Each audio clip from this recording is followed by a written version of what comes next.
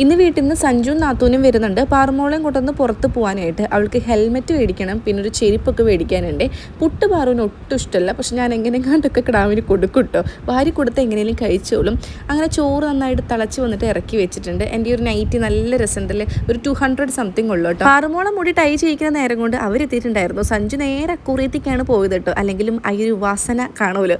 അങ്ങനെ മാമനും അമ്മായിയും മോളൊക്കെ കൂട്ടതേ പോവാണ്. ഈ മഴക്കാലത്ത് വെയിൽ വന്നിട്ടുണ്ടെങ്കിൽ ലോട്ട അടിച്ച പോലെ ല്ലേ, സകലമാന സാധനങ്ങളും നമ്മൾ വെയിലത്തിടും. അതേപോലെയാണ് ഇവിടെയും എല്ലാ കാര്യങ്ങളും ചെയ്യുന്നത് അച്ഛനാണ് കേട്ടോ. ഞങ്ങൾ അവിടെ നിന്ന് ഇങ്ങോട്ട് നീക്കി വയ്ക്കുന്നു, ഇവിടെ നിന്ന് അങ്ങോട്ട് നീക്കിക്കുന്നു, ആ ഒരു പണി മാത്രമേ ചെയ്യാറുള്ളൂ.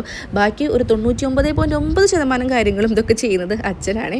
അങ്ങനെ ജസ്റ്റ് ഒന്ന് അവിടെ ഒരു ഷോ ഇറക്കിയതിന് ശേഷം പുട്ടും ഇന്നലത്തെ ബട്ടർ ചിക്കനും കഴിക്കാൻ വിചാരിച്ചു. നമ്മുടെ മുളക് തന്നെയാണ് കേട്ടോ ഉണക്കാൻ വെക്കുന്നത്. കുറേ മുളക് ഇങ്ങനെ പഴുത്ത് നിൽക്കുന്നുണ്ടായിരുന്നു.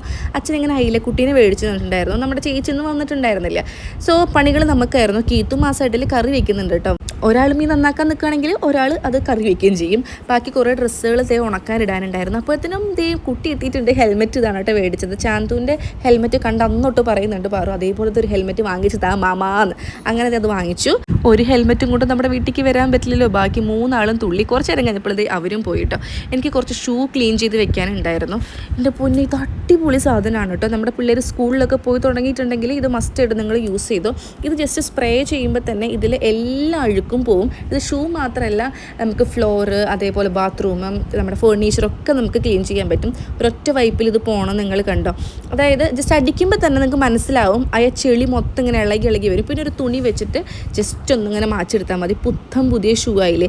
ഇതിന് നിങ്ങൾക്ക് വിശ്വാസമാവുന്നില്ലെങ്കിൽ വേറൊരു പാറിൻ്റെ ക്രോക്സ് കാണിച്ചു തരാം. ഈ ഒരു ലെവലായിരുന്നു ക്രോക്സ് ഉണ്ടായിരുന്നു കേട്ടോ. അതിങ്ങനെ അടിച്ചടിച്ച് കഴിഞ്ഞപ്പോഴത്തേനും കുറച്ചൊരു 30 സെക്കൻഡ് വെക്കണം. ഇതെൻ്റെ കയ്യിൽ ഒരു കയ്യിൽ ഫോണും ഒരു കയ്യിൽ തുണി ആയതുകൊണ്ടാട്ടോ, അല്ലെങ്കിൽ തന്നെ ഒരു വൈപ്പിൽ ക്ലീൻ ആവുന്നത് കാണിച്ചിട്ടായിരുന്നു. അതും ഞാൻ ഉണക്കാൻ വെച്ചിട്ടുണ്ട്. അപ്പോൾ ടാഗ് ചെയ്ത് കൊടുക്കുക. നിങ്ങൾ മസ്റ്റായിട്ടും മേടിച്ചോട്ടോ. അടിപൊളി.